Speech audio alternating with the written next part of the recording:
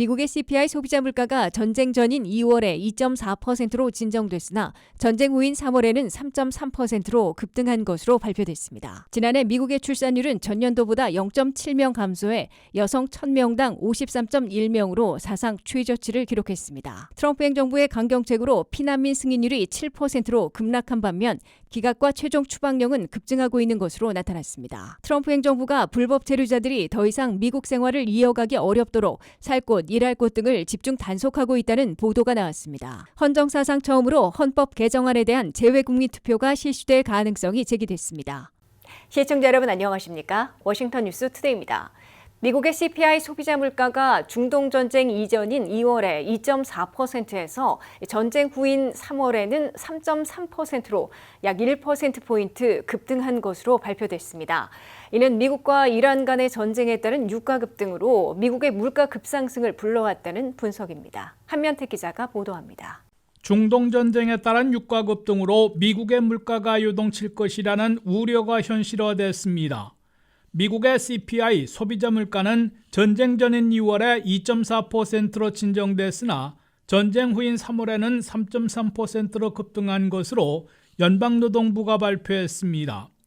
3월 CPI의 3.3% 급등은 휘발유 값이 21.2%나 폭등하는 등 에너지 가격이 10.9%나 대폭 올랐기 때문으로 분석됐습니다.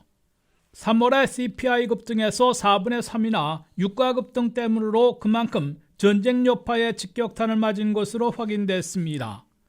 변동이 심한 식품과 에너지 가격을 제외한 코어 CPI, 즉 근원 소비자 물가는 2.6%로 전달보다 0.1포인트 오르는 데 그쳤습니다. 미국과 이란이 2주간 휴전에 돌입하고 10일부터 종전협상에 들어가 유가 급등과 물가 급상승이 오래가지는 않을 것으로 기대되고 있습니다. 하지만 휴전에도 불구하고 호르무스 해협의 무사 통과가 여전히 제한되면서 국제유가는 배럴당 100달러 안팎을 오르내리고 있고 미국 내 휘발유 값은 전국 평균이 4달러 15센트를 기록하고 있습니다. 2월 28일 개전 직전인 국제유가 67달러, 미국 내 휘발유값 3달러로 되돌아가는데 시간이 걸릴 것으로 보입니다. 다만 2주 휴전과 종전협상 시작으로 미국과 이란이 전쟁을 다시 재개하기는 어려워지고 있어 유가 급등에 따른 물가 급상승은 악화되지는 않고 시간이 걸리더라도 전쟁 전후로 정상을 되찾아갈 것으로 예상되고 있습니다. 이 같은 전환과 유가와 물가 전망으로 미국의 기준금리 인하 가능성은 더 희박해지고 있는 것으로 경제 분석가들은 내다보고 있습니다. 대부분의 경제 분석가들과 투자자들은 연방준비제도가 올해에는 단 한 번도 기준금리를 내리지 못하고 잘해야 3.50 내지 3.75% 수준에서 동결할 것으로 내다보고 있습니다. CME 그룹의 투자자들은 기준금리 동결 가능성에 대해 4월 29일 회의에서는 98.4%, 6월 17일에는 96.8%, 7월 29일에도 92.7%로 높게 잡고 기정사실화하고 있습니다.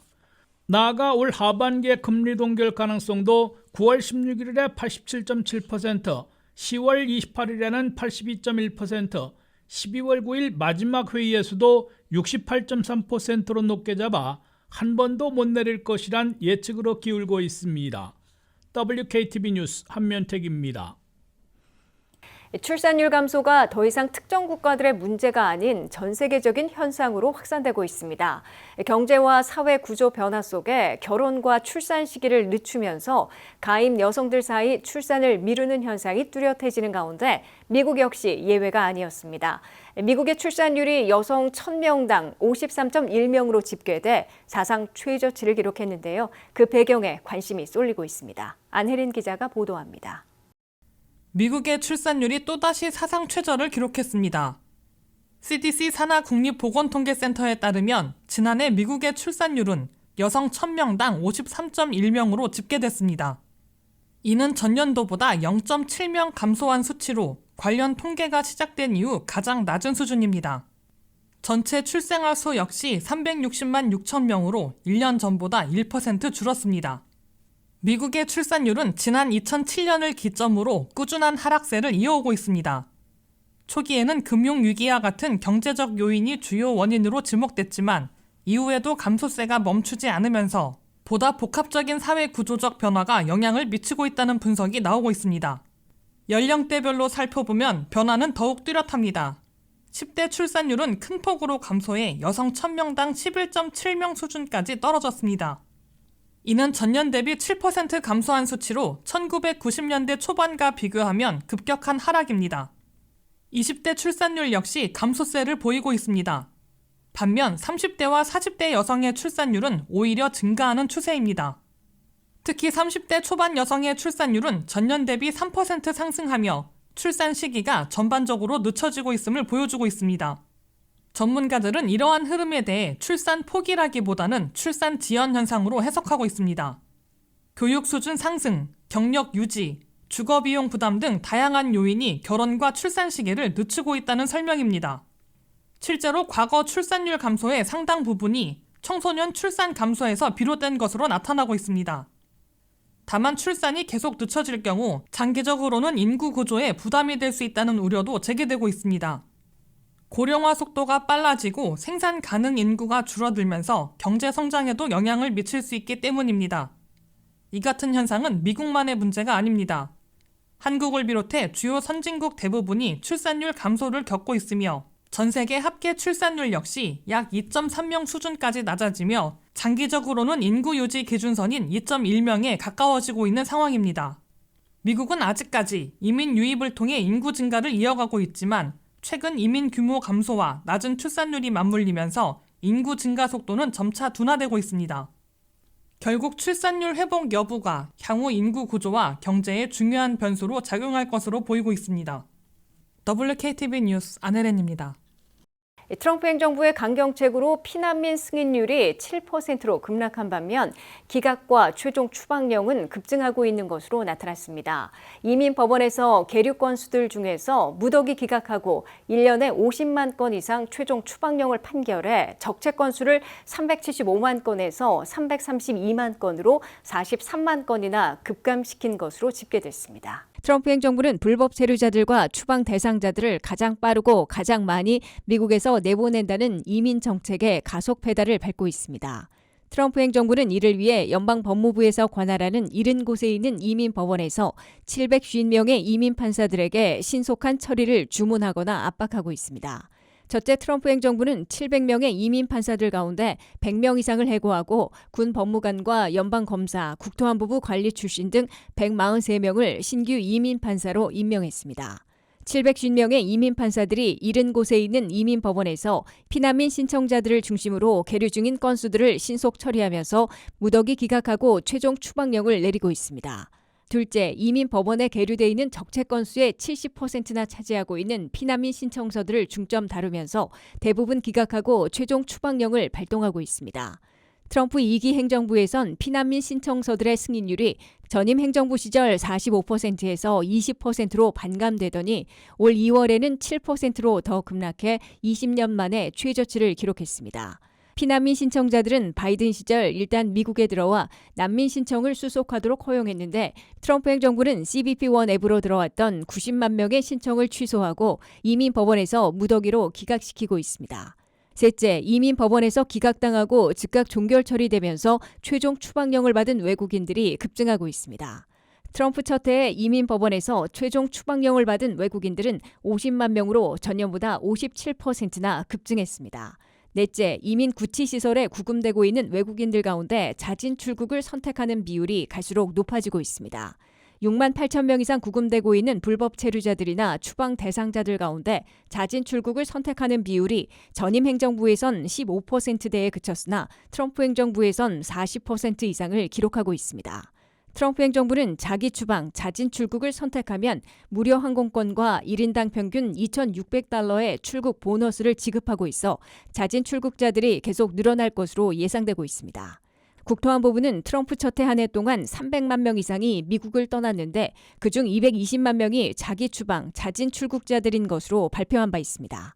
220만 명 중에서 CBP 홈 앱을 통해 신고하고 출국 보너스까지 받은 외국인들은 7만 2천 명에 그치고 있으나 갈수록 급증할 것으로 예고되고 있습니다. 다섯째, 이민법원의 적체 건수가 눈에 띄게 급감하고 있습니다. 이민 법원에서는 현재 332만 건이 계류돼 있는데 이는 375만 건에서 1년 동안 43만 건이나 급감시킨 것입니다. 이에 따라 이민 법원에 계류된 케이스가 처리 완료되는 데 걸리는 시일은 4.5년에서 2.5년, 900일로 대폭 줄어들었습니다. 올 한 해에는 이민 법원의 계류 건수를 절반 이상 더 줄일 것으로 예상되고 있습니다. 트럼프 행정부가 더 조용하지만 불안케하는 새 이민 전략을 선택해 불법 체류자들의 살 곳, 일할 곳 등을 집중 단속하고 있다고 뉴욕타임스가 보도했습니다. 트럼프 행정부는 새 이민 전략으로 2월부터 혼합가정을 포함해 8만 명을 공공주택에서 퇴거시키고 있고 트러커 20만 명의 CDL 운전 면허를 박탈하고 있으며 일터 급습도 다시 강화할 채비를 하고 있다고 보도했습니다. 한면태 기자의 보도입니다. 트럼프 행정부는 불법 체류자들을 최대한 체포 추방하기 위한 새로운 이민 전략으로 떠들썩하고 충돌 사태까지 빚어온 대도시들의 길거리 무차별 단속을 중지하고 조용하지만 더 불안하게 만드는 살 곳, 일할 곳 집중 단속으로 일대 전환했다고 뉴욕타임스가 보도했습니다. 1월 말 미네소타에서 벌어진 미국 시민 2명의 총격 사망 사태로 트럼프 2기 2년차인 올해 이민정책 전략이 대폭 바뀌었습니다. 마크 웨인 멀린 신임 국토안보부 장관은 길거리 급습과 시위대와의 충돌 등으로 이민 단속이 매일 헤드라인 뉴스로 장식되는 일은 없을 것이라며 일대 전환을 강조한 바 있습니다. 이를 두고 트럼프 행정부의 새로운 이민 전략은 더 조용하지만 더 불안케 하는 전략으로 일대 전환한 것으로 뉴욕타임스는 평가했습니다. 불법 체류자들이 더 이상 미국 생활을 이어가기 어렵도록 살 곳, 일할 곳 등을 집중 단속하는 게 새로운 이민 전략으로 보인다고 뉴욕타임스는 전했습니다. 첫째, 불법 체류자와 합법 체류자들이 섞여 있는 혼합가정에게도 연방 혜택을 금지시켜 2월부터 8만 가구를 전국의 공공주택에서 강제 퇴거시키고 있습니다. 8만 가구에는 부모들이 불법 체류자들이지만은 미국서 태어나 미국 시민권자 자녀들이 3만 7천 명이나 포함되어 있습니다. 둘째, 장거리 물류 수송을 맡아온 트러커들 가운데 영어를 못하거나 이민 신분이 확실치 않은 20만 명의 CDL 운전면허를 박탈하고 있습니다. 트러커에서 쫓겨나는 운전자들 중에는 불법 체류자들은 물론 합법 거주민들이지만은 피난민 신청자, TPS, 임시보호신분자 또는 패럴, 일시체류 허가자, 다카 수혜자들이 대거 포함되어 있습니다. 셋째, 이민 신분이 불확실한 외국인들은 물론 영주권자들까지 SBA, 중소기업론을 금지하기 시작했습니다. 이는 이민 신분이 불확실하면 정부론으로는 창업이나 사업을 하는 길을 막겠다는 뜻으로 보입니다. 넷째, 직장을 급습하는 일터 급습을 다시 확대하겠다고 강조해왔는데 업종별로 비수기에 주로 급습하는 전술을 펼 것으로 보입니다. 다섯째, 아직 시행하진 못하고 있으나 불법 체류자들의 금융거래를 막기 위해 은행계좌 개설자들의 미국 시민권 확인을 의무화하는 방안도 검토되고 있습니다. 트럼프 행정부의 더 조용하지만 더 불안케 하는 새 이민 전략은 불법 체류자들이 미국에서 더 이상 생활하기 어려워져 자기 추방, 자진 출국을 선택하도록 유도하려는 것으로 해석되고 있습니다. 트럼프 첫 해 한 해 동안 불법 체류자들을 300만 명이나 미국서 내보냈는데 그중 220만 명이 자기 추방, 자진 출국자들이라고 국토안보부가 발표한 바 있습니다. WKTV 뉴스 한면택입니다. 헌정사상 처음으로 헌법 개정안에 대한 재외국민 투표가 실시될 가능성이 제기됐습니다. 투표 참여를 위해서는 오는 4월 27일까지 대사관 방문이나 온라인을 통해 사전 등록을 해야 하며 국회 의결 이후 이르면 5월 초 실시될 전망입니다. 한편 주미대사관 영사부는 5월부터 긴급 방문 창구를 운영하는 등 민원 서비스도 일부 변경할 예정입니다. 안혜린 기자의 보도입니다. 영사관은 헌정사상 최초로 헌법 개정안에 대한 재외 국민투표가 실시될 가능성이 있다고 밝혔습니다. 이번 국민투표에 참여하기 위해서는 대사관 방문이나 홈페이지, 이메일을 통해 사전 신고 및 신청을 해야 하며 등록 마감일은 오는 4월 27일까지입니다. 국민투표는 처음 해보는데 기본적으로 그 국회 총선과 같습니다. 방법은 같습니다. 그러니까 제외 투표를 하려면은 신고 또는 신청, 그러니까 주민등록번호가 있으신 분은 그 국외 부재자 신고, 그리고 없으신 분은 제외 투표인 등록을 하셔야 됩니다. 근데 제외 투표인은 한 번 등록하셨으면은, 그러니까 즉 여기서 만약에 태어나셔서 주민번호가 없으셨던 분은 지난번 대선 때 만약에 등록하셨다면 더 등록을 안 하셔도 되고, 근데 이제 주민번호가 있고 해외에 출타하는 걸로 잡혀 계신 분들은 국외 부재자를 신고하시면 되겠습니다. 다만 현재 국회에 최종 투표 확정 절차가 남아 있어 관련 의결이 이루어져야 최종 일정이 확정될 전망입니다. 그래서 아직 투표 확정 절차가 남아 있습니다. 아까 말씀드렸듯이 국회 의결 등 투표 확정 절차가 남아 있어서 상세 사항은 계속 좀 말씀드리도록 하겠습니다. 시점은 이르면 5월 7일 전후가 될 것으로 보이고 있습니다.